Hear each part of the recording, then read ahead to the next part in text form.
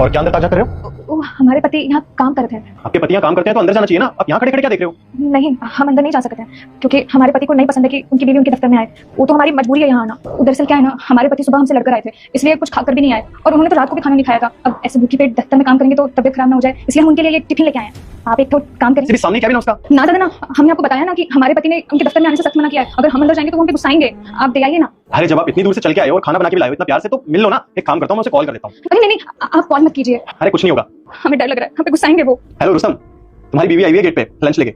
हाँ तुम्हारी बीवी, आ जाओ। हमारे पति हमें बहुत डांटेंगे। अरे आप क्यों परेशान हो रहे हो? कुछ नहीं बोलेगा वो आपको, मैं हूं ना। आप पहले तो अंदर आओ। लो आ भी गया। सुमन तुम यहाँ पे? तुम्हें मैंने कितनी बार मना किया है कि तुम मेरे ऑफिस के आसपास भी नजर नहीं आनी चाहिए, और तुम ऑफिस के अंदर ही आ गई। वो अब रात को खाना नहीं खाए थे और सुबह भी नहीं खाए। देखिए हमसे छोटी मोटी गलतियां तो होती रहती है। आप हमारी गलती की वजह से खाने पे काहे गुस्सा निकाल रहे हैं? और देखिए आप हमारे पति हैं, अगर आप भूखे रहेंगे तो हमें अच्छा थोड़ी ना लगेगा। अरे एक टाइम खाना नहीं खाऊंगा तो मर नहीं जाऊंगा। मेरी खुद की लाइफ है, मेरा जब दिल करेगा तब खाऊंगा। तुम क्यों मुझे परेशान करती रहती हो? लेकिन आप नहीं खाएंगे तो हम कैसे खा सकते हैं? अरे एक बात बता, मैंने तुझे ये बोला क्या कि मेरे खाना खाने के बाद खाइयो? अरे भाई तेरी लाइफ है, तू जो मर्जी कर, मुझे मना नहीं करूंगा। हमेशा मेरे गले की घंटी बन के मत घुमा कर। ठीक है हम जा ही रहे हैं, लेकिन आप ये टिफिन तो ले लो। अरे मेरी मां नहीं चाहिए तेरा डब्बा, तू जा यहाँ से। किसी ने देख लिया तो बेइज्जती और हो जाएगी मेरी। ठीक है हम जा ही रहे हैं। सुनो, ये टिफिन मुझे दो।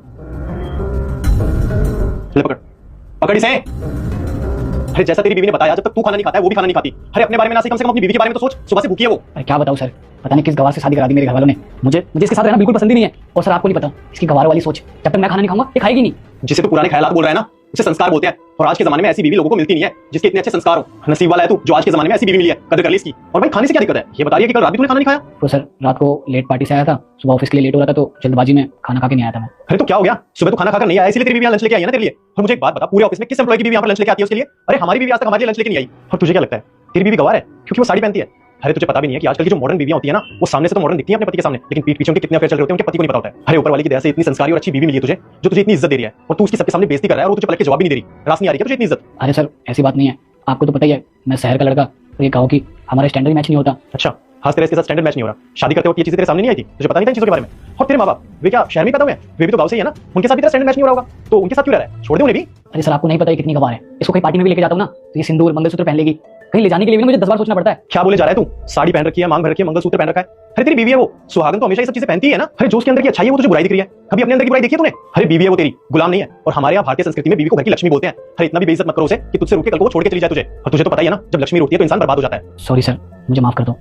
मुझे नहीं पता था कि मैं अपनी वाइफ के साथ इतना गलत कर रहा हूँ। जिसे मैंने गवार समझा उसी के इतने अच्छे संस्कार हैं, और मैंने कभी अपनी वाइफ की कदर नहीं की। माफ कर दो मुझे।